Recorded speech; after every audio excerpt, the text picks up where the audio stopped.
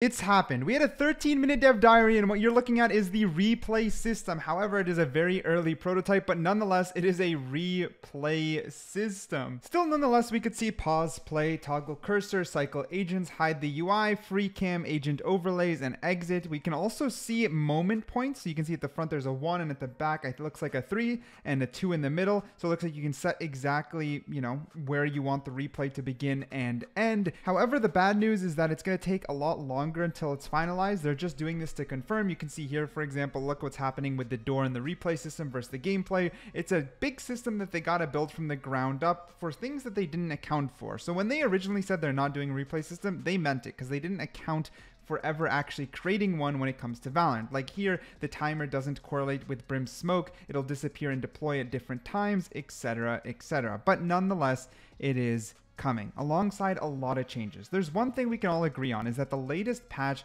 with the newest act was extremely stale. Sure, we got one of the greatest skin bundles yet, and it's pink and it's nice and it's pretty, but other than skins, that's all that happened. And outside the people who buy it and right like day one having fun with it, skins don't hold any long-term retention for us players, and the act did fall flat. A lot of people aren't playing Valorant. I saw my friends list like basically empty at one point. People aren't playing the game nearly as much, and it makes sense because it's stale, map rotations are stale, etc. But we got a ton of updates, and Valorant is going to get a major shakeup. So let's get into it. So from the get-go, the 13-minute dev diary was a little bit long for what we actually got, but I appreciate it. And they also mentioned that they're going to be making more dev diaries moving forward, which is actually huge because it just means more info and communication with the community, us. And to be honest, that's something I have to praise Riot for. It's fantastic when they communicate with their community, and the fact they're going to do more is good. Now, let's start with the map pool changes. So Split and Breeze are going bye-bye. Split and Breeze are walking out,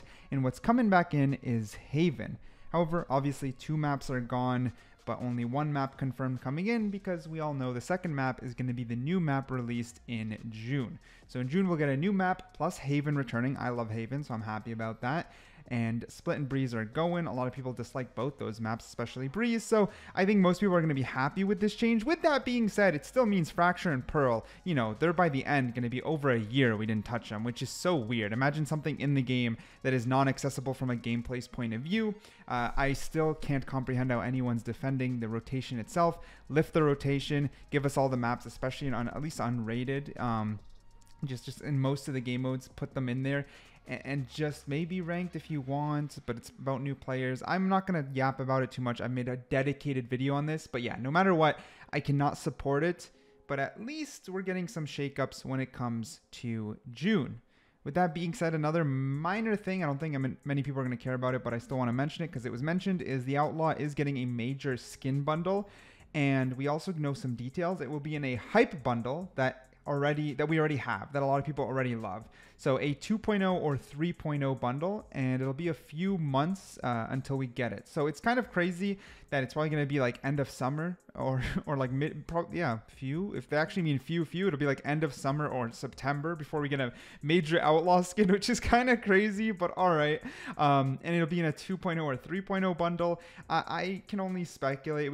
They could do Reaver with like Outlaw and the other guns that don't exist yet, like a Reaver 3.0. They could do it in a 2.0 bundle. I have no idea. It could be anything. Literally, it could be any of the bundles. But either way, it is what it is. It is confirmed now. The next big one, though, this one's kind of huge, is that there's going to be some major duelist changes to create more role diversity. So they talked a lot about balance and balance philosophy, and this part is pretty interesting. I'm going to yap a little, but I think you guys will enjoy it. So when it comes to agent diversity, it's the fact that, let's say, certain duelists will always be picked versus others, and it's simply because the other duelists are so much better than the current ones. And sometimes there's even some cross-role contamination, which basically just means that one agent will be selected and will actually replace another agent in a different role. That's the big one here. So we do actually know some things that are coming. For example, there's going to be some satchel changes for Raze that change up her mobility. And it definitely doesn't sound like a mobility buff. So it might be a nerf to Raze's mobility. I think people are going to hate that because that's a big portion of Raze, but that's what I'm guessing here. They did mention satchel changes. That's confirmed. There's going to be buffs to ISO, Neon, and Reyna, which is also interesting.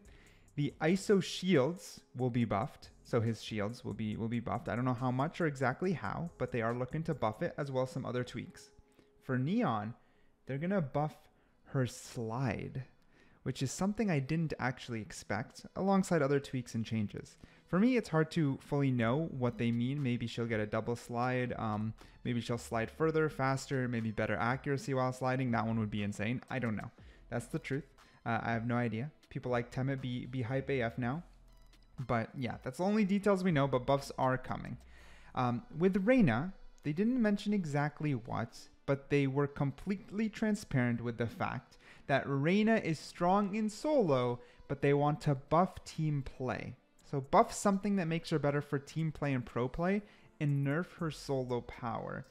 Which basically at that point, like if I think of how Reyna is at the get-go, it basically means nerf her self-sustain and buff her blind. Right? That's TLDR. Because if you think about it, what else could they do with Reyna outside of a minor rework to one of the abilities? So how the maybe blind actually works, or maybe what the dismiss does. Maybe the dismiss gives like the team a small little movement buff, but it's not as strong for her, right? Like that's basically the only thing I can think about. I don't exactly know how they're going to approach changes to Reyna, but hey, these are coming. It's going to be a focus on the duelist category. And then after the changes in June, they did say that they're going to ease off the gas until Masters concludes. And as far as I understood, I believe Masters is in August. So basically, it'll be changes for the summer. And then, you know, Valorant's going to take it easy again.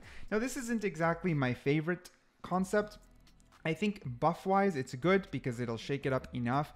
But then basically, we're going to be stuck with the map rotation and everything else until the end of summer. So that's going to be Valorant's summer update. So I don't know. I'm not still overhyped in any way. I think it's a good shakeup. There's still not much for the casual. And when it comes to buff philosophy, a lot of us, you know, they say, oh, we say buff ISO, buff deadlock, which seems like it's coming, by the way, deadlock buff, but they didn't confirm. We say buff this, buff that. And what they were trying to say is basically, since Valorant isn't supposed to be all about the abilities and it's supposed to balance tactical gunplay and strategy, they are afraid of over-buffing agents to match the strongest agents, and then abilities take a larger chunk of the pie when it comes to the gameplay for day-to-day. You know, they didn't mention power creep specifically. That's what I thought they were going to mention. They were actually mentioning how potent abilities become, and then how reliant it becomes on gameplay, and then basically, like I said, it just ends up taking too much of Valorant's bandwidth.